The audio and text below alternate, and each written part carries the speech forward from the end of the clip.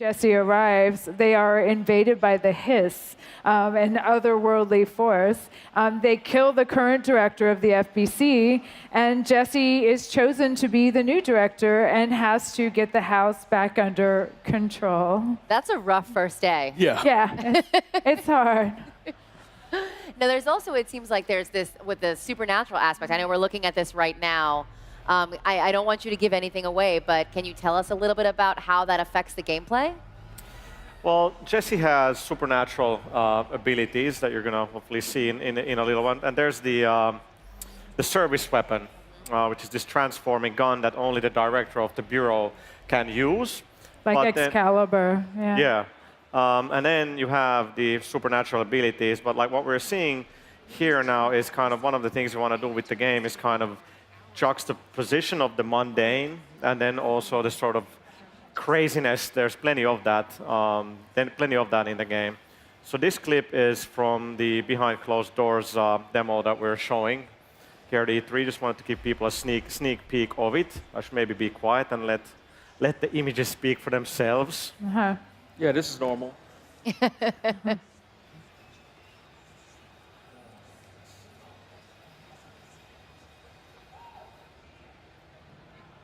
So it's very strange. We have some of the people that are floating, and then there's this other one that's actually not. Oh, there we go. That's there we go. So that's the shield, and you can kind of see we have these reactive environments in the game.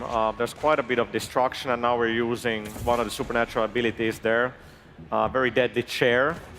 And we're going to use the shield again. You can see how the environment kind of reacts to all of that. Like when Jesse pulls up the shield, the objects nearby will start to levitate as well. So there's a lot of sort of... So this environmental destruction, how does it affect the gameplay? Can you use it to your advantage, or you can use it against your enemies offensively as well? Absolutely. Yeah, you can see that she can pick up things like the fire extinguishers and the clock and other elements and hurl them at the enemy. She can pick up debris and use it as a shield. And she'll get other abilities that will allow her to manipulate the environment as well.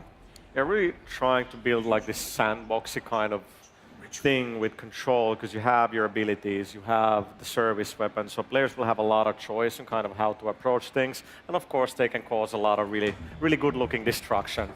Right, so what brought Remedy to Control? Like, why did you want to make this game? Well, it's Sam Lake's vision, and as he was making some other games, working on Alan Wake and Quantum Break, he had some ideas that didn't entirely fit into those games, and so he sort of made a mental note that they were something he wanted to pursue in the future. And so coming out of Quantum Break, he revisited those ideas and had the oldest house idea, this sort of world within a location, constantly transforming and branching, otherworldly place. And from that, this whole idea of the Bureau rose, and we have control. Now, we know that she is trying to defeat the hiss and also figure out what this whole, trying to get control of this whole Bureau is. Are there certain quests that she goes on? Is there tasks that she has to do to get to the next level? Is it broken up like that, or is it more like open world? Well, she's the director, so the director has lots of different jobs.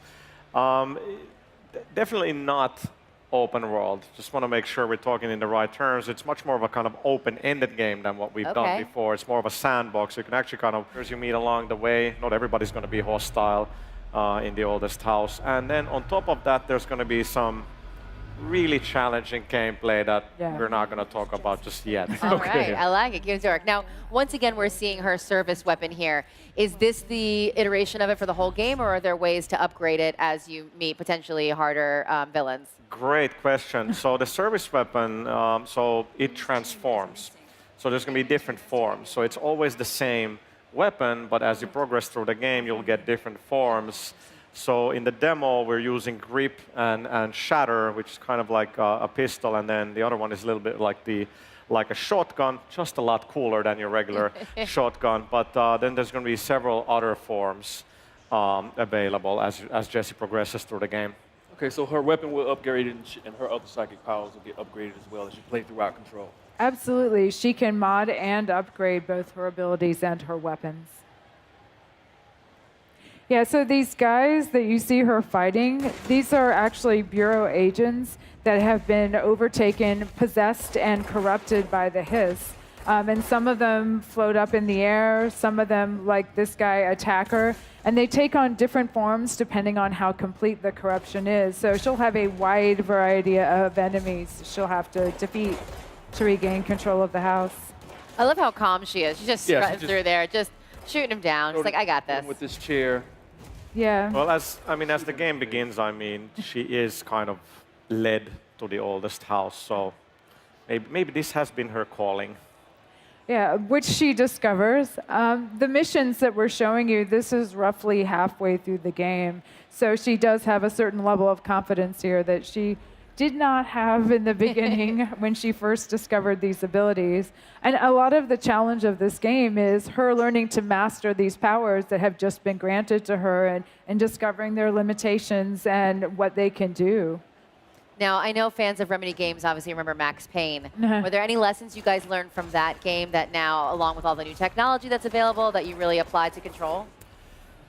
Yeah, you learn from every game, right? And we've internally talked a lot about, especially with Mixu, who's the game director on Control, how kind of Max Payne 2 really had everything. It had a great story, great action, a lot of replay value, and we kind of really want to make sure that Control has those same things, but we're bringing that sort of storytelling and mystery and those aspects definitely from Alan Wake into Control. You learn from every game, and I think it's been great to hear that when the trailer debuted in the PlayStation media briefing, which was an incredible moment for us. We've been working for so long to get there, and when people are like, what is that game? Yeah. Like, and then 30 seconds in, I could hear people around me like, is that a Remedy game? And I was like, there is that trademark kind of visual aspect to our game, so that was very cool. Yeah, it's not just learning from our past games, though. Remedy always tries to innovate with every game that we make, so we are taking some narrative risks with this one.